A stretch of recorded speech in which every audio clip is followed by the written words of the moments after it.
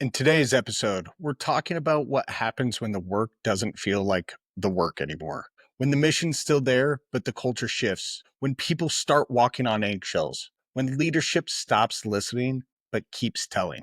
Most people leave. She didn't. She stayed long enough to ask the hard question, what broke? Well, I think the mistake we as leaders make is we forget to humanize our workforce. Resilience is not something we give someone. It's an environment we create that allows resilience to bloom. Resilience is a byproduct of an environment and a dynamic that creates safety and nurtures trust and allows the good and the prosperous and the wonderful in each individual to emerge. And at the heart of things, if we are not seeing a human on our team, but we are seeing a means to an end or a means to a buck or something else, we are missing our greatest asset.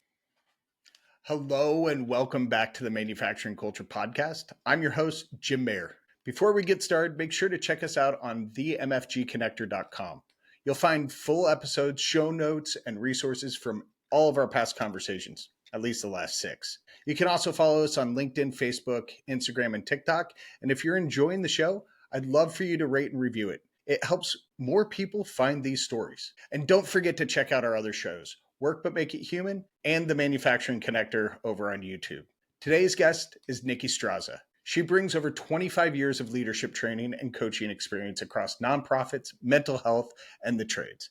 And what sets her apart is how deeply she's lived the culture shifts she now helps people navigate. She's been in the room when trust disappeared. She's been part of organizations that started with heart and ended up running on control. When most people left, she stayed, not to climb, not to fix, but to understand what broke and whether it could be repaired. Now she's a certified flourishing coach and a trainer who helps people lead themselves first, create environments where trust can actually take root, and challenge the systems that quietly wear people down.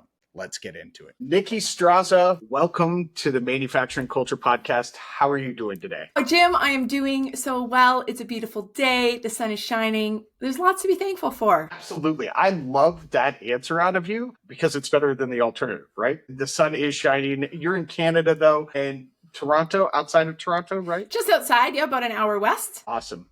That's right. We talked about this. Outside, not quite to New London, right? Am I correct? Right? Yeah, just London. I mean, it is new because it's not old, but yeah, 100%. Is it not called New London? It's just London. Yep. Okay. So I put my foot in my mouth every time I talk to somebody from Canada. I'm like, New London. And that's why that explains so much. All right. Fantastic. Nicki, like I was prepping you, I didn't tell you the question, but I was prepping you before we started recording. I have a new icebreaker question here. And so that question is, if your life was a movie, what genre would it be? Who would play you? And what would the opening scene be? And you gave me no time to think about that. None. Good golly. What genre, who would play me, and what would be the opening scene? Yes. Okay. And I don't even remember the actress's name, so now I'm probably going to have to Google that. But yeah, okay, it probably would be a drama or maybe even a sci-fi somewhere in there. I would like just if, for my own nerdy self to be a sci-fi would be fantastic. Okay. I want to fact check it, but the character who plays Lorelai, Mom, in Gilmore Girls would probably play me. And okay. The opening scene would probably have something to do with a sassy coffee shop conversation around coffee and my obsession around teal, sunflowers, and how people get along. Teal, sunflowers, and how people get along. Not teal sunflowers, like one word, but teal, comma, sunflowers? Yeah, and I also have no objection to teal sunflowers also. I really do have a disease, but they do exist apparently, but I have not actually witnessed them in living color in 3D to actually validate that. But there would be some sort of sassy coffee shop exchange going on there somehow. Okay. I like it. See, that already tells us so much about who you are. A drama sci-fi, Lorelai from Gilmore Girls, and sunflowers, teal, and coffee shop conversations and how people interact. Works for me. I love it. And your walls too. Yeah, I do have a disease without a question. My nails are teal, my shirt is teal, my iPhone or my headphones are like, yeah, it's a problem, really. I love it. I love it. All right, now let's switch gears a little bit. What does culture I mean, let me back up. You are a fellow culture nerd. That is what originally brought us together is you. There are very few people who love culture as much as I do, or at least that I interact with on a regular basis. And you are that person. So what does culture mean to you? And we know the definition, but what does it mean to you?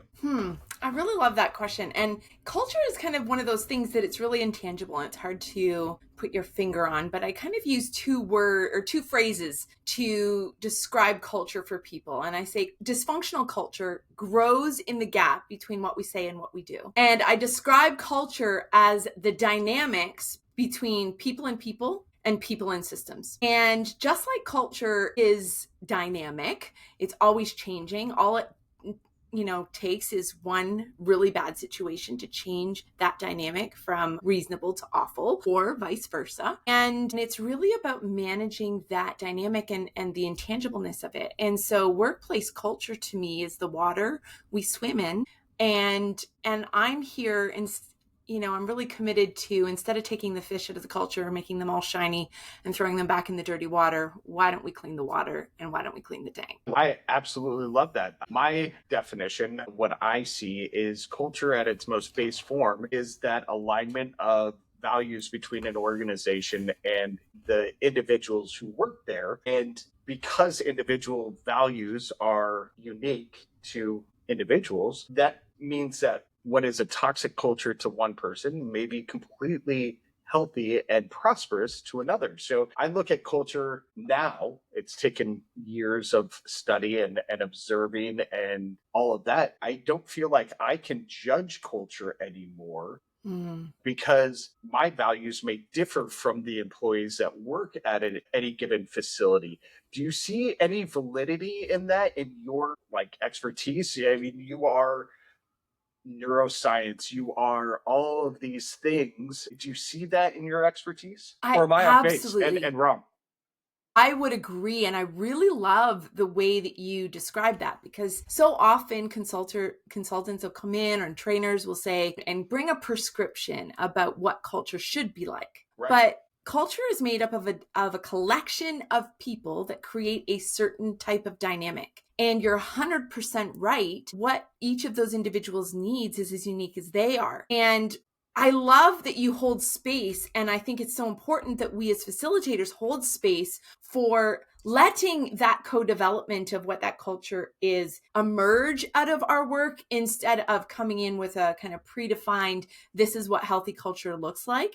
Healthy culture happens when all the individuals are thriving within it. And that looks unique. And when I look at the different generations that are present in the workplace, like think about that from Boomer and Gen X, who really do thrive in that kind of top-down command and control, highly structured and performance-oriented environment. Whereas our younger generations, that is toxic to them in a lot of ways. And they want a much more collaborative, autonomous, matrix-oriented environment. And the trick is, how do we make all of those people thrive? And how do we develop a system and a way of being together where all of those differences can be honored and can thrive in that space? I absolutely love that. And I told you before we hit the record button that this was going to be a profile interview and we wouldn't get into a whole lot of this stuff, but I'm going to nerd out with you for a little bit, if that's all right by you.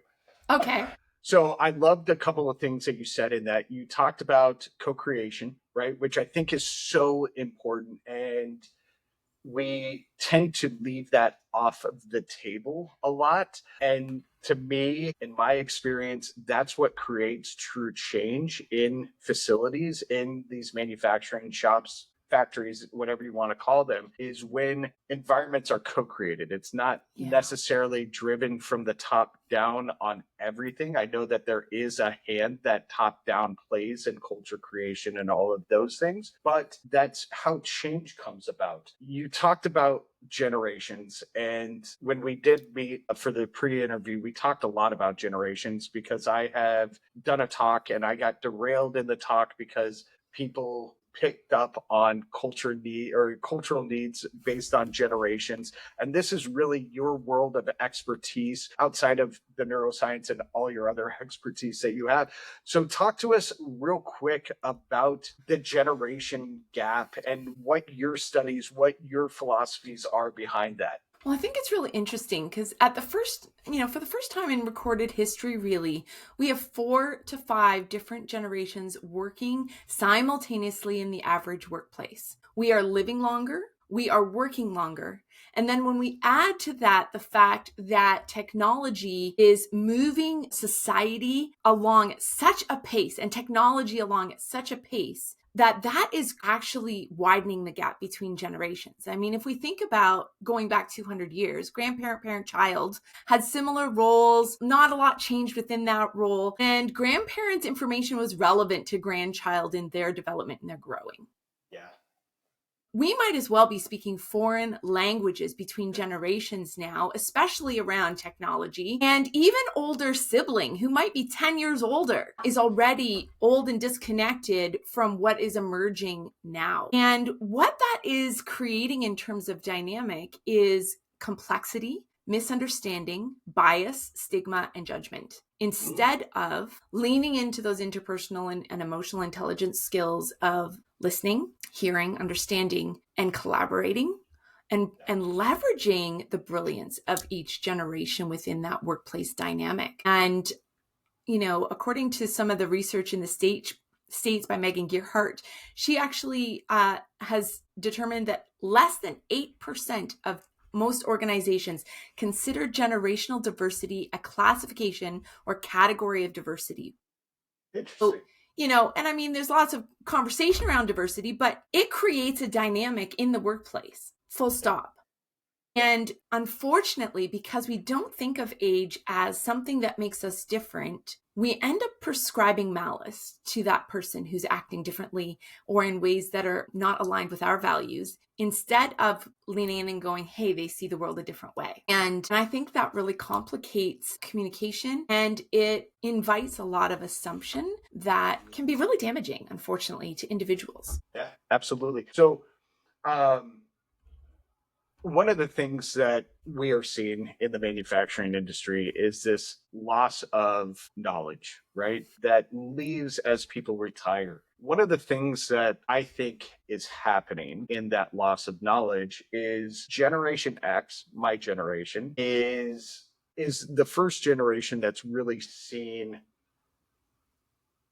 the generation before it work this long into their lives.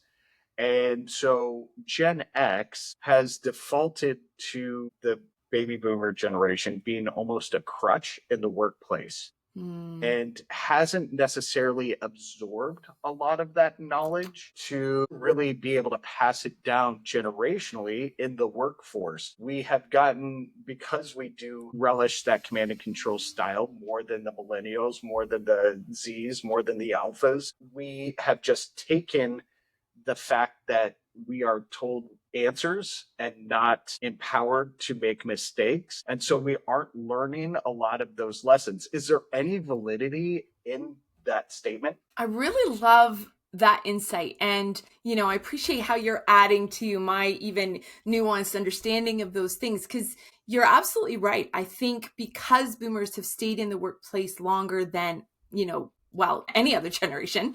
Yeah. It has created a dependency. And then we add to it that Gen X is substantially smaller in volume from boomers. And then we add to that the next biggest generation, which is millennials, are actually in a position where not only are boomers who are retiring late, but Gen Xers who will likely retire on time because they don't have that same drive. Right. We have 2 generations of legacy knowledge that are set to exit the workplace in the next 8 to 10 years. And our millennials, Like, never mind Gen X getting that legacy information. Where is our millennials standing in that? Do they have that legacy knowledge, and they have a vision for how workplace culture should be different? So are we equipping them with that legacy information, as well as the power and the skills to create a different workplace culture than they're inheriting? Do you think that's because they absorb information? I mean, this is your world of expertise in the neuroscience behind this stuff. Do you think it's because they absorb information so much differently in the millennial generation than the Gen X or the baby boomer? Where baby boomer, Gen X learned by doing, by making mistakes. Millennial and younger seem to learn by device and by absorption of data, not creation of data. Is there any validity in that assumption on my part? I think when it comes to the neuroscience, we still learn best from our mistakes. And my work with millennials and Gen Z, that is still the most effective way for them to learn, is that trial and error and that iteration. What is different is they don't want to be belittled, criticized, called names, and made to feel small and insignificant in that journey. And they also have a higher capacity for learning from a video or learning from an online or digital platform. So their ability to, kind of absorb from different ways is also increased because of their comfort level around that. But the challenge is, at a neuroscience level, we all need a safe place to make our mistakes, and experience is still the strongest teacher, no matter who you are. That's a human condition. And, I think one of the challenges, and I get called into organizations all the time because they have legacy, experienced tradesmen who are working. They're incredible. They're getting ready to retire. Their apprentices are coming in the door. They really desperately want those apprentices to glean from the expertise and the wisdom of 30 years plus experience on the floor or with that machine or in that trade. And unfortunately, the breakdown in communication has to do with generational dynamics, not with one or a different capacity to learn. And, take language, for example, that simple word respect, right? Older generations interpret the meaning of respect in the context of compliance, do what you're told, you're hired to do a job, hierarchy, respect for position, respect for title, right? There's a bit of a deferring and a hierarchical kind of positioning or authoritocracy there. Yeah. When you say respect to a millennial or a Gen Z, there's a much more mutual interpretation around that. And it has more to do with human dignity and honoring of individual self and earning the right to be heard, rather than your title means you're important. Therefore, it's you are important because of how you treat another person. And so even in our language, we are already breaking down. We're using the same buzzwords in leadership, but they mean very, very different things across generations. And it's creating a lot of frustration because everybody wants to be respected, but nobody's leaning in to ask the question, what does respect look and feel like to you? I love that. Do you think, this is my last question in this train of thought, then we'll get to you and your story. Do you think that the baby boomer and elder Gen X have the skill set to truly mentor the upcoming generations in the way that they need to be? Outside of that word respect, but do they have that innate skill set, or is that something that we as organizations in this industry need to develop in our aging, experienced workforce to be able to pass that knowledge down? Answer that in that I believe they do have the capacity, but their innate is to teach how they were taught. So our role is, they do have the capacity to do it, but we do have to come alongside as organizations and give them new tools to translate their lived experience and their expertise in a way that other generations can receive in a healthy way. I have watched it happen. I have seen people who, were categorically assigned the most toxic, mentor or leader turn around in 2 years and become the favorite mentor that apprentices were fighting over and getting upset when they got pulled out from. So it is possible. And I think the truth of the matter is most boomers and most Gen Xers actually care about legacy, and they care about passing on and investing in the next generation. And some of them have been given those skills and have picked it up naturally on their own, and others need that support. And I think we as organizations bear a responsibility for caring for that translation of information. I love all of it. Thank you for indulging me as I nerded out with you for a moment. Before we go any further, I want to hear your story. I don't want to hear the bio that you sent me or the blurb on LinkedIn that's about me, but tell us your story. Tell us about Nicki. You're in the middle of your story right now. How did you get to where you are now? Oh my gosh, that is such a winding road. Good. That's why I record for as long as I do, and these episodes are as long as they are, because people love hearing these stories. So tell us your story. It's such a winding road, and it's so funny because when I was in high school, of course, there's all the pressure to figure out what you're going to do after and what you're going to do with your life and who you want to be and all the things. Of course, that wasn't defined by character. That was defined by achievement and by job description. But that's an aside. And I thought I was going to be a teacher or a nurse, right? Like I knew I wanted to be to help people, and I knew I liked working with people. And I remember in my senior year of high school, I got chosen as one of 2 students in our entire high school to participate in this unique semester-long co-op that basically put us at a local hydro generating station and, gave us real-time work experience and business development learning. And I remember being chosen for this and going, nobody knows me clearly. Like, why on earth would I want to go don a hard hat and go and how did this come to be? And I remember talking to my dad about it. And my dad was like, Nicki, this is clearly something that someone saw in you as capable. And he said, that's not something to overlook. He said, what's the worst case scenario if you were to go ahead with this co-op? He said, the worst case scenario is you learn what you don't like. He said, the best case scenario is you discovered something that you absolutely love that you never thought to look at. And I'm like, well, dang it, when you make that sort of argument, Dad and all his wisdom. And so I'm like, all right, what's it going to hurt? I will do it, if only for the experience. And I ended up getting plunked in the mail room of all places. So I was sorting mail for 1,200 employees at the plant, and I was taking my little cart across the entire plant with my hard hat, delivering mail to all the staff and the managers, and getting to see all the things that were going on and meeting all these people. And I began to be more involved in the word processing and policy and letter writing and administration and business things. And I walked away from that co-op going, my gosh, I want to be in business. Okay. And I promptly signed up for business school. Then the Ontario generating station called me back for employment at a very nice price as a 19-year-old. So I quit business school, dropped it like a hot potato, and went to work. Okay. Then, of course, that was a temporary job. Didn't last forever, darn it. And I found myself in this place of a middle of a school year, gotta solve things. I'm got engaged, planning for a wedding, all the things. And I'm like, all right, well, I'm gonna just go work and then I'll figure school out next year. And I ended up going to a local fast food joint.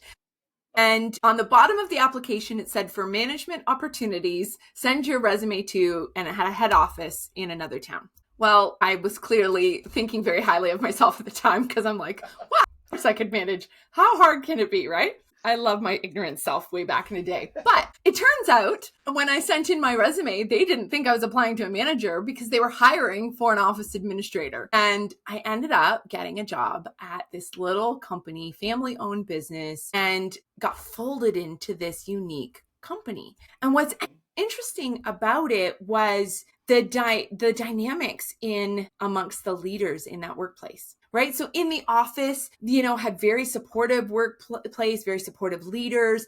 They paid for me to go to school for business and accounting. They paid for me to do all this. They were patient. My mistakes became learning opportunities. And then the moment the president walked in, everybody was stressed and tense and walking on eggshells. And there was yelling and there was all of this poorly communicated expectation. And the dynamic changed entirely. And I started to notice how I felt when that, like, whenever certain characters walked through the door and all of a sudden I'm like, now I'm on edge. Yeah. And that started to just, like, it was hindsight ultimately that helped me start to pull some of that learning out of that. But to experience it, I was like, well, shoot. And I figured my way around things. I ended up, walking away for a while because I was kind of over it. And then I ended up kind of negotiating my ideal kind of, hey, if I'll come back and work for you, but it's going to be on my terms kind of deal. And so I worked again for a little while. Then I started working for a nonprofit, and I spent a good number of years working in a nonprofit organization. And in that experience, I began to learn, I'm raising my family in the middle of all of this. And I began to watch over 20 years of working in this organization, mission drift. And I began to watch noble goals turn into command and control as things got bigger, as the stakes got higher, as insecurity grew. And I began to watch these different conversations, and it started out so well. And then it deteriorated to the point where, we were having culture conversations and we were trying to nurture healthy culture. But the leaders were wanting to prescribe culture and say, this is how you should behave if you work here or else, versus we're going to we're going to create an environment and a system where you thrive and you are the best version of yourself. And then you're going to bring that to us and we're going to, develop and grow. And it changed the dynamic of the workplace to a point where I finally knew I couldn't stay there any longer. And, in that over that time, I had side hustles in my own business. I had an office services business. And then I had a client that was a middle manager guy for parts. We shuttled parts back and forth between this, and I ordered that.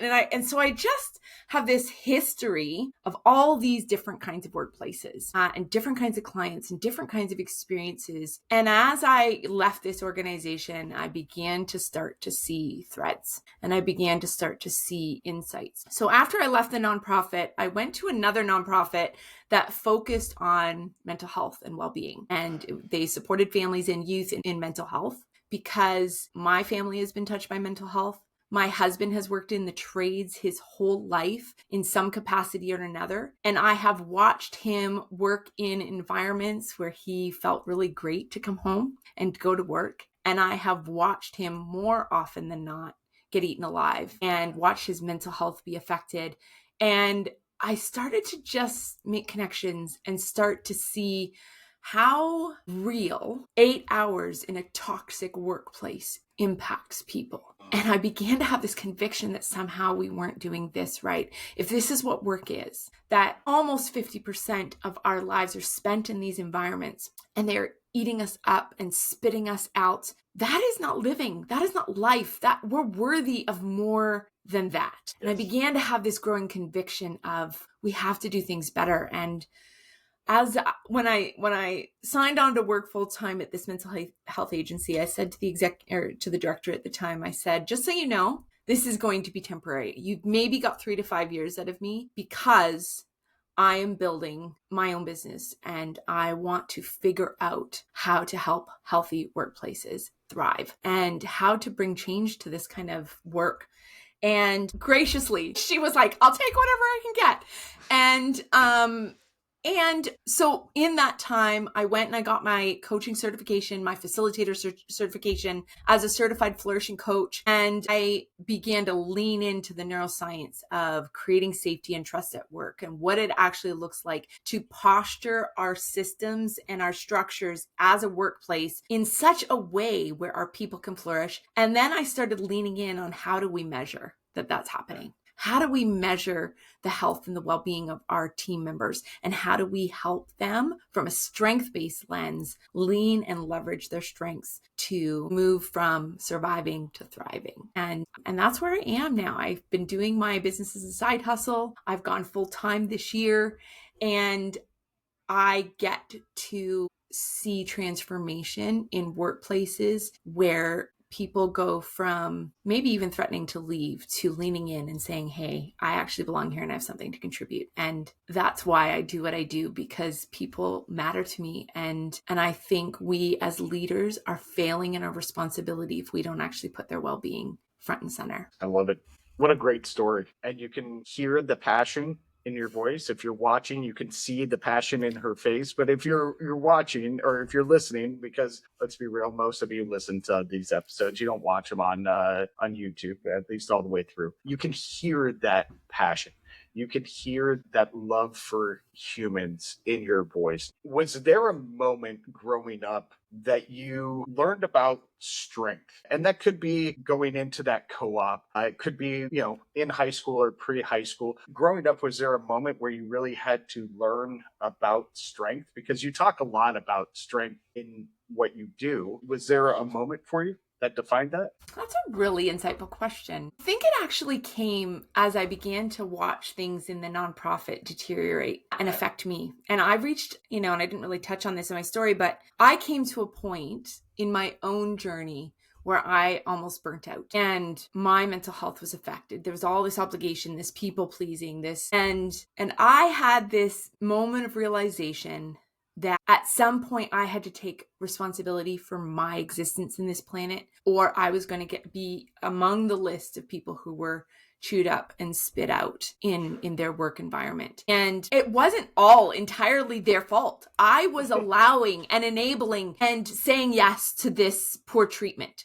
Like, I can't necessarily say this person was that big meanie. No, actually, I lacked boundaries. I lacked self-confidence, and I allowed that. Yeah. And I came to a point where I had to figure that out for myself, and I had to stop being the victim and start being the writer of my life and writer of my destiny. And then I began to realize, you know what? There's so many other leaders who are spilling out their own garbage on people in the workplace. And that has really driven me to understanding what strength is, because strength isn't a performance. Strength is resilience. And resilience comes from a place of inner peace and inner confidence and inner awareness of who we are and where our frailties lie, and the humility to walk that out in service of others. I love it. So what changed in your world? I mean, you gave us a story, but what changed in your world after you came to that realization? So many things. And it's been a journey. And I would love to say I've got it all figured out, but I don't. I'm still on the journey. I'm figuring things out, in real time. And so is everyone else. Yeah. And which is really great, because now we can figure things out together. But one of the significant things for me was learning how to take care of myself, learning rest, learning what brings me energy versus what drains me energy, learning that I need to say no to, or I need to say more things and yes to only the things that really are aligned with my mission and my purpose and who I believe I'm on the planet to be, so that I can actually really move the needle on those things instead of spending my energy in all these different places and moving very little in that. Michael McEwen's book, Essentialism, was actually really pivotal in my own journey, in that as I moved from, I've kind of developed this framework of empowerment that is very much a reflection of my own journey. And, I often say that self-awareness without agency or personal responsibility leads to self-loathing, but self-awareness, when partnered with agency, or that willingness to take personal responsibility, leads to self-actualization. And that is the journey that I went on. And I began to understand how my choices, affected people, began to grow in my own awareness, began to go on the emotional intelligence journey and the regulation journey, and beginning to take ownership of the fact that the crap I'd gone through in my history, as much as I was trying to outperform it, was still shaping how I led. And it puts me now in a very, very different place. And I had, one participant in a facilitation I did yesterday say, I was expecting this to be a shallow, fluffy team building experience. And this ended up being a raw and real conversation about my heart and about leadership. And thank you for that. And that is what I'm about. And I think, I use escape experiences and different tools like that in my business to put leaders in a little bit of an emotional space so that they can notice where they're acting on autopilot and where they're acting on intention and how they can move from reactivity to intention on that journey. That was leadership innate to you, or is that something that you've had to work to develop over the first half of your time here? I love that question. And I do actually believe that leadership is an aptitude, just like music or math or swimming or athleticism. I do think there are people who are wired to lead. And I do think I was one of those kids. And I had the benefit of having leaders in my life who saw that leadership, developed that leadership, and gave me opportunity to lead at a young age. I was leading as a 10-year-old, teaching classes in Sunday school, and then, as a youth leader, and then into business and all of those things. So I do feel a high drive and passion to leadership. And I think it has been both, yes, innate in that I think I have an aptitude towards it, but two, I've also had to sharpen it, because if you just go on raw talent, people who work hard will quickly surpass you. And so it's a both and conversation for me, I think. Got it. One of your offerings is all about flourishing, right? Do you ever have to facilitate that type of a workshop, while running on empty yourself? That's an interesting question, because in my history, I would have said, oh my gosh, yes. And I would have actually toted that as some sort of badge of honor. Sure. But in coming through my actual flourishing training, I began to realize that that's actually very unhealthy. So I actually take my self-care very seriously, and I work very intentionally to ensure that I am showing up to that facilitation and that coaching in my best space. Because one, I'm not doing any favors being inauthentic and showing up. Yeah. Especially if I'm practicing preaching self-care. Like, if I'm not doing it, like, people can smell that a mile away.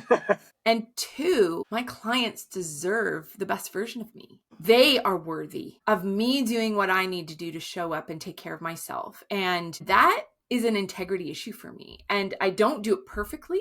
But even a couple weeks ago, I went away to Lisbon and had some great training, and it was all fantastic. My flight was supposed to come home on Saturday, ended up getting canceled. I didn't come home until Monday night. Oh, wow. And Tuesday, I was scheduled at 12 noon to facilitate a VIP flourishing workshop for leaders. And I knew that jet lag was going to get me, the travel tiredness, all the things. And so I took extra naps. I went to bed early. I slept on the plane, and I skipped my yoga class in order to get extra sleep, in order that I could show up with energy and with all I had to offer in that facilitation. And then I went to bed at 8:00 that night.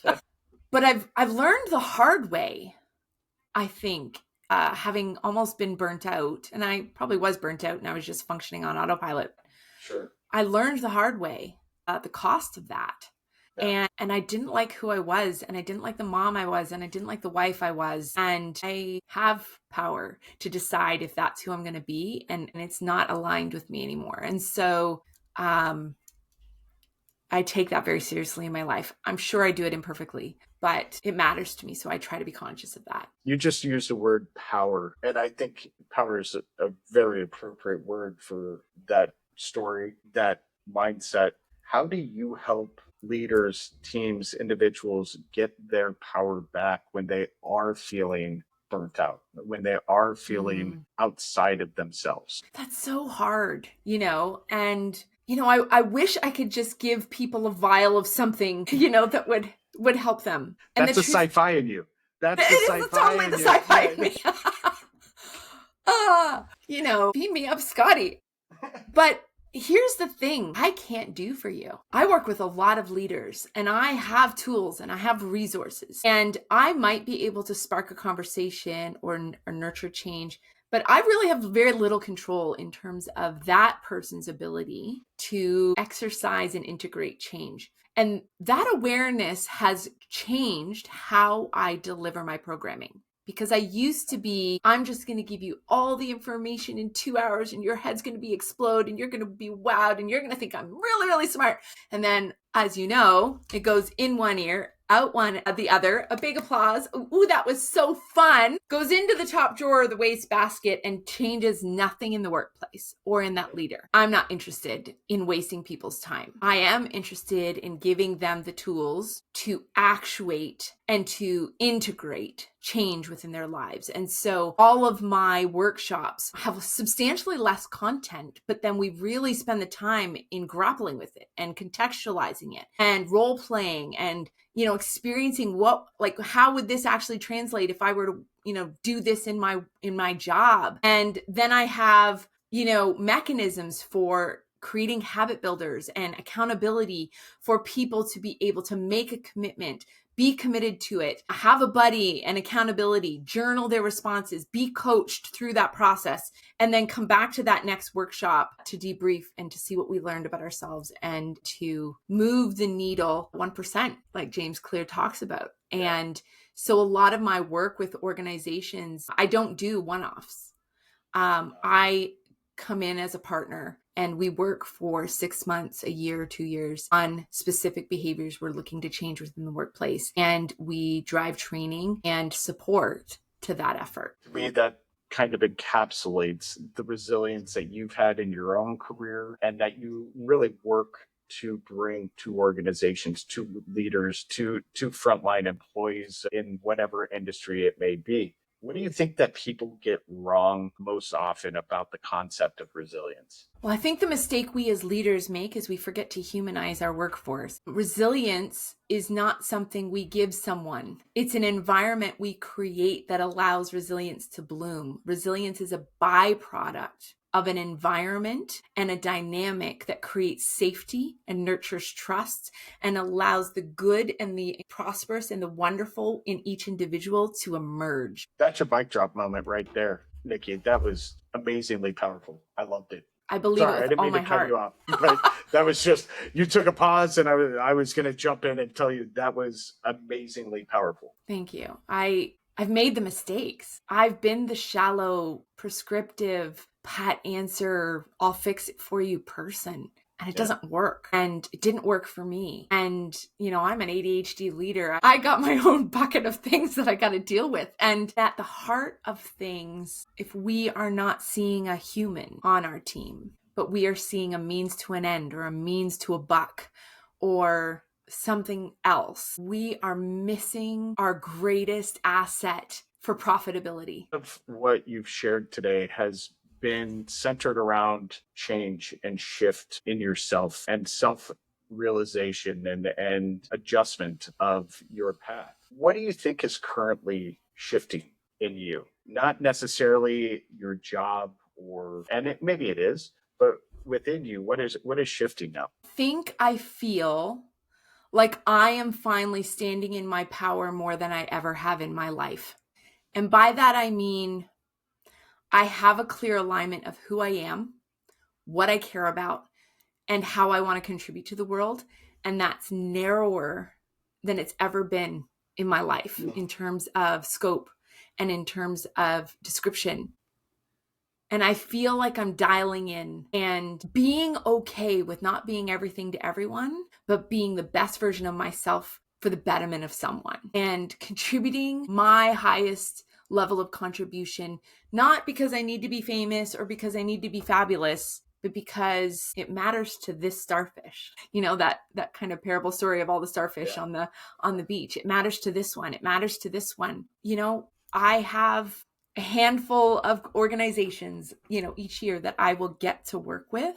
and I want to bring it all to them. And I have no illusions of grandeur anymore. And I think I'm just here. I finally am comfortable in my own skin. And that is still a little bit of like, there's still a little bit of that, like stretching the canvas a little bit, elbowing out and figuring out just what I'm capable of in that journey. But I'm hoping I can bring a lot of people with me on that journey, because as I began to learn, like, oh my gosh, Nicki, there's actually stuff in you that the world needs. I mean, I've said that to other people my whole life. And for the first time, I'm believing it for myself, right? But I want to bring people on that journey because while we're thoroughly under-encouraged and the world is a weird and wonky place, and if we could be professional chin lifters, look, just see what you're capable of. See what is in you. I believe and I see these strengths. Let's nurture them and see what you're capable of. If workplaces were like that for people, my gosh, it drives me. Yeah, I love it. Nicki, what haven't I asked you that you want to share with the audience today? That's a good question. I mean, there's lots of fun things, but I think I would ask why it matters. Awesome. Why does it matter? It matters because you matter. It matters because our listeners matter. It matters because each of these individuals in this workplace, in our neighborhood, has something of gold value buried inside of them that is just dying to be unleashed. And if we could pivot to be miners, unpacking and digging out the gold and polishing it and shining it in people and unleashing that in our workplace and in our systems and in our production lines and in our innovation rooms, that would change the world. And it would start because we were learning to be kind here first. I don't want to say anything. I want to let that resonate for a minute. Wow. Nicki, how can people find you? The easiest is strazasolutions.com or nickistraza.com. Both lands at the same shiny website. I am the only Nicki Straza in the world, apparently. So I'm on Instagram, I'm on X, I'm on LinkedIn, and I'm on Facebook as Straza Solutions. So would love for you to join me and follow me on any of the socials. You can reach out to me through my website. I just love to have conversations with people and hopefully breathe on the embers of their potential. Nicki, I love this conversation with all of me. Not because you told me at the end that I was special and that I matter, but that also was very nice. And sometimes you just don't know how much you needed to hear that. And so thank you. But thank you for your vulnerability. Thank you for sharing your story. Thank you for being you, authentically you, and showing up authentically yourself. I rarely go an entire episode and talk about manufacturing nearly zero. And we talked about manufacturing nearly zero today. And I loved every minute of it. Not because I don't love the industry, but because for me, I think for the people who have been listening to the show for quite some time, this was just a reminder that everybody needed for their day. And this was just an awesome conversation. So thank you. Well, Jim, I want to honor you for holding space. And I really love how you get to the story of people's journey and you care about how that shapes culture. And, you know, you lean in because you care. And I honor you for that. And I appreciate this opportunity. I appreciate the opportunity to continue to get to know you and to collaborate and to share with your listeners. So thank you. Nicki said something that I just can't get out of my head. She said, resilience isn't something we give someone. It's an environment we create.